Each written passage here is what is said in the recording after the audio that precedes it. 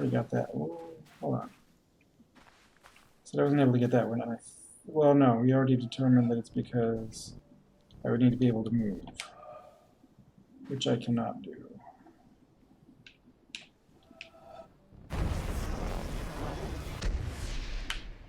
Yeah.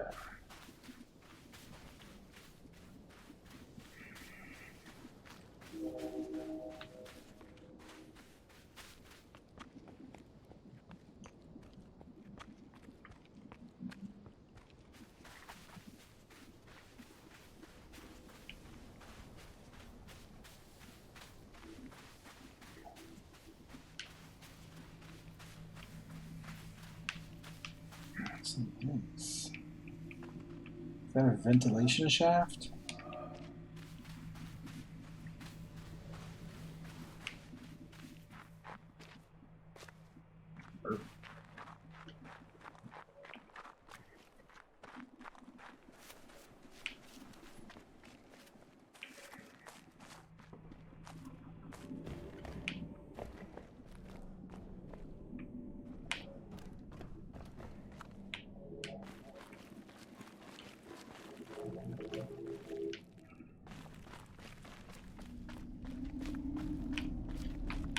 Alright. Also, weren't there some around here that I didn't know how to solve? Like that guy?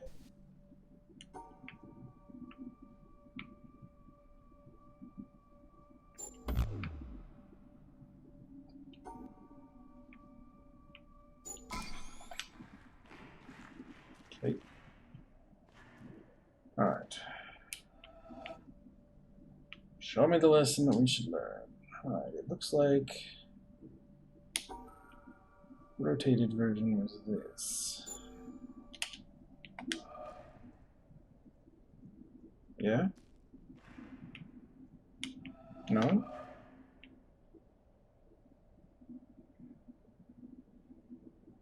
I mean, that is what I got.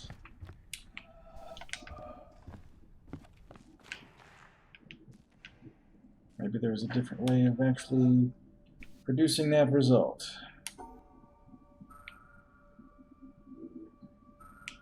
I draw it backwards, did I?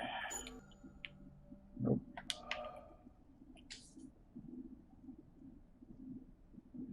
Also, I'm still distressed by how the puzzles seem to be unusually quiet.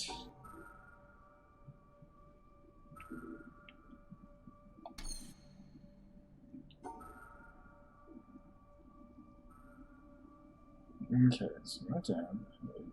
Trace the whole hexagon. This direction, that direction, that direction. And then went out. And so, by a backhanded, upside-down argument, was predicted that there is in carbon a level at 7.82 million volts, and then experiments in the laboratory with carbon show indeed that there is. And therefore, the existence in the world of all these other elements is very closely related to the fact that there is this particular level in carbon. But the position of this particular level in carbon seems to us, after knowing the physical laws, to be a very complicated accident of 12 complicated particles interacting. So I wish to illustrate by this example that an understanding of the physical laws doesn't give you an understanding, you know, a sense of understanding significance of the world in any way. The details of real experience are very far often from the fundamental laws. There are, in a way of speaking in the world, we have a way of discussing the world which you could call, we discuss it at various hierarchies or levels. Now, I don't mean to be very precise, there's a level, there's another level, and another level, but I will indicate by describing a set of ideas to you, just one after the other, what I mean by hierarchies of ideas. For example, at one end, we have the fundamental laws of physics. Then we invent other terms for concepts which are approximate, who have, we believe, the ultimate explanation in terms of the fundamental laws. For instance, heat. Heat is supposed to be the jiggling, and it's just a word for a hot thing is just a word for a mass of atoms which are jiggling. For that, fundamentally, we should think of the atoms jiggling. But for a while, if we're talking about heat, we sometimes forget about the atoms jiggling. Just like when we talk about the glacier, we don't always think of the hexagonal ice snowflakes which originally fell. Another example of the same thing is a salt crystal. Looked at fundamentally, a lot of protons, neutrons, and electrons. But we have this concept, salt crystal, which carries a whole pattern already of fundamental interactions, or idea like pressure. Now, if we go higher up from this, in another level, we have properties of substances like refractive index, how light is bent when it goes through something, or surface tension, the fact that the water tends to pull itself together, is described by a number. I remind you that we have to go through several laws down to find out that it's the pull of the atoms and so on, but we still say surface tension, and don't worry when we're discussing surface tension of the inner working always. Sometimes we do, sometimes we don't. Go on, up in the hierarchy. With the water, we have the waves, and we have a thing like a storm. We have a word for storm, which represents an enormous mass of phenomena. Or sunspot, or star, which is an accumulation of things. And it's not worthwhile always to think of it way back. In fact, we can't, because the higher up we go, we have too many steps in between, each one of which is a little weak, and we haven't thought them all through yet. If we go up in this hierarchy of complexity, we get to things like frog, or nerve impulse, which you see is an enormously complicated thing in the physical world, involving an organization of matter in a very elaborate complexity. And then we go on, we come to things, words, and concepts like man, and history, or political expediency, and so forth, which is a series of concepts that we use to understand things at an ever higher level. And going on, we come to things like evil, and beauty, and hope. Now, which end is nearer to the ultimate creator, or the ultimate? And so if I make a religious metaphor, which end is nearer to God? Beauty and hope, or the fundamental laws? I think that the right way, of course, is to say that the whole structural interconnections of the thing is the thing that we have to look at, and that the sequence of hierarchy, that all the sciences and all the efforts, not just the sciences, but all the efforts of intellectual kind, are to see the connections of the hierarchies is to connect beauty to history, is to connect history to man's psychology, the man's psychology to the working of the brain to the neural impulse to the chemistry, and so forth, up and down, both ways. And today we cannot, and there's no use making believe we can, draw carefully a line all the way from one end of this thing to the other.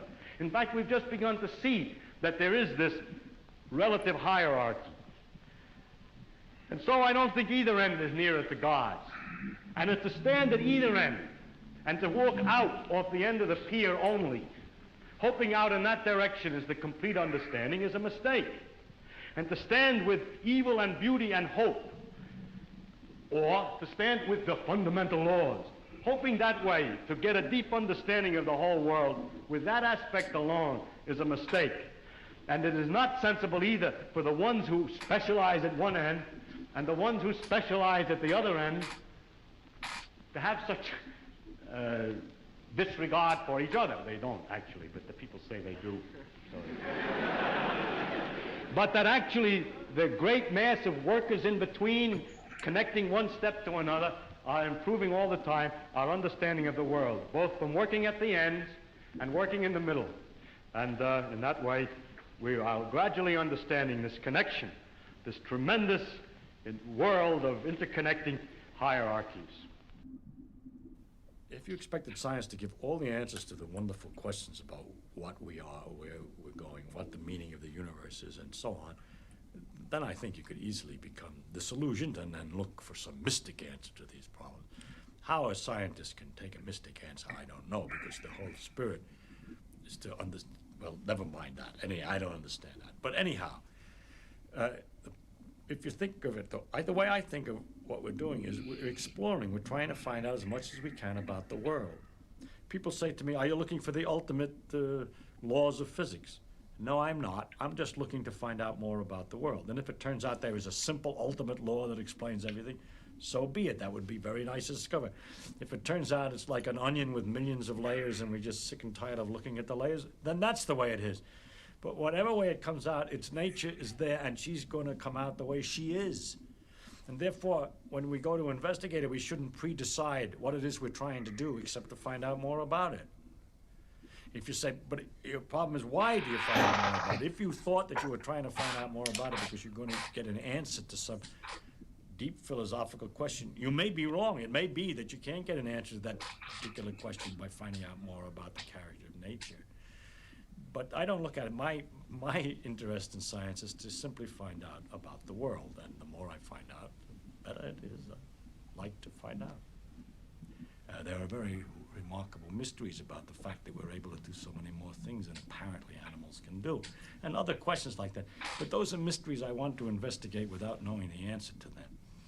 And so altogether, I can't believe the special stories that have been made up about our relationship to the universe at large, because they seem to be too simple, too connected, too local, too provincial. The earth, he came to the earth. One of the aspects of God came to the earth, mind you. And look at what's out there. How can he, it isn't in proportion. Anyway, it's no use arguing. I can't argue it. I'm just trying to tell you why the scientific views that I have do have some effect on my beliefs. And also another thing has to do with the question of how do you find out if something's true?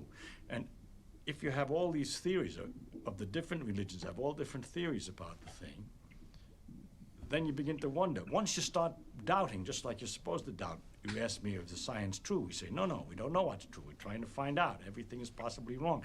Start out understanding religion by saying everything is possibly wrong. Let us see. As soon as you do that, you start sliding down an edge, which is hard to recover from. And so with the scientific view, or my father's view, that we should look to see what's true and what may not be true, once you start doubting, which I think to me is a very fundamental part of my soul, is to doubt and to ask.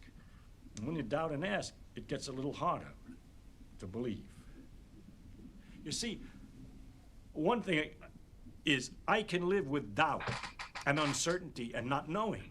I think it's much more interesting to live not knowing than to have answers which might be wrong. I have approximate answers and possible beliefs and different degrees of certainty about different things, but I'm not absolutely sure of anything. And then many things I don't know anything about, such as whether it means anything to ask, why we're here, and what the question might mean. I might think about it a little bit. If I can't figure it out, then I go to something else. But I don't have to know an answer. I don't feel frightened by not knowing things, by being lost in the mysterious universe without having any purpose, which is the way it really is, as far as I can tell, possibly. It doesn't frighten me.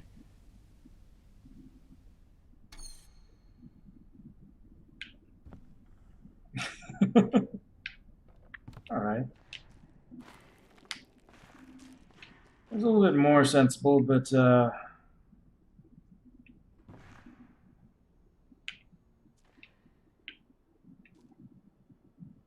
this implication that people choose religion because they are frightened about not knowing things. Religions are full of things that you don't know, and that they either keep asking about or sometimes they give up on. Who knows? All right. Okay, so I believe these are like mechanical switches, if I recall. And this is just... Oh no, or are they a forgiveness? They're forgiveness, yeah.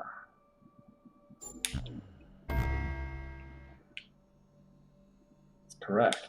It doesn't look correct, but it's correct. And then this one... Ooh.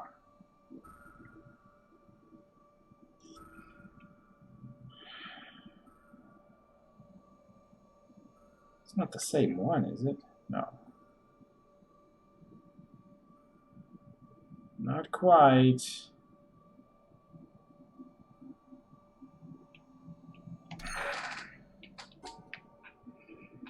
Okay, so these guys fill up a set of triangles. These do not do that correctly. That is not correct either.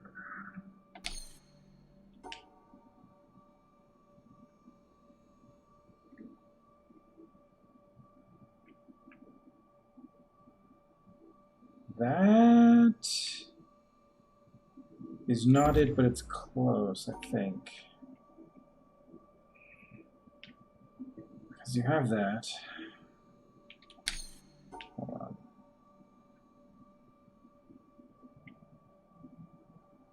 Okay. So we do this. The way to get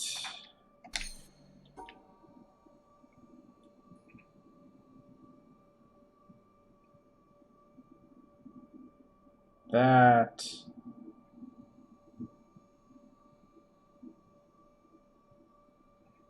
almost.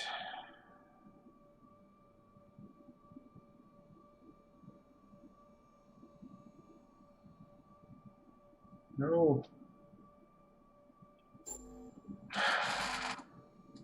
Okay, that size too many.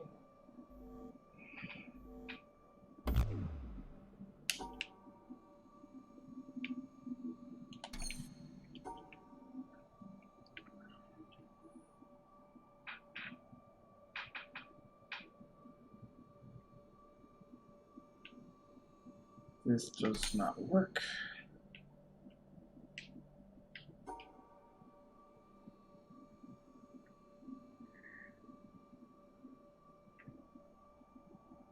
Hey, that does it.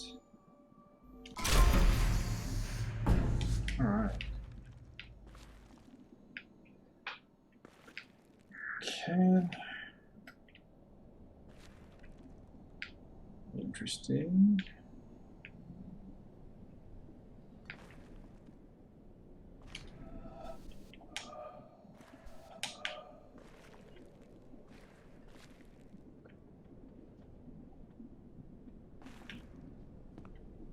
Ooh.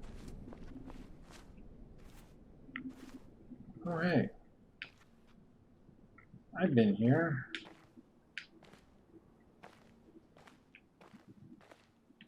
Alright, we're back in town.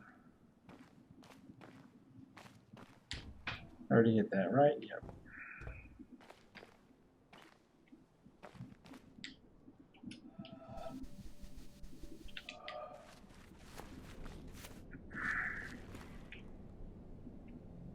Okay.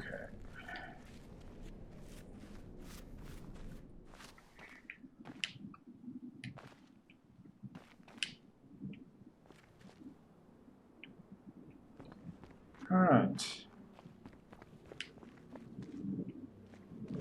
So this time I'm going to take a break before things get a bit too much. I'll be back in about 5 minutes. Let's see here.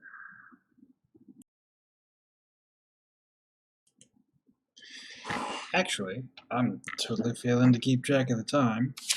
It's already the end of our time here. We were caught in it a little bit too much there. I want to thank you all for hanging out. We will see you all again on Monday. Hopefully we'll be able to continue making progress. I know it's a little bit disconnected now, but well, it's what happens when we run into trouble. We stop and we look for something else. Y'all have a great day out there.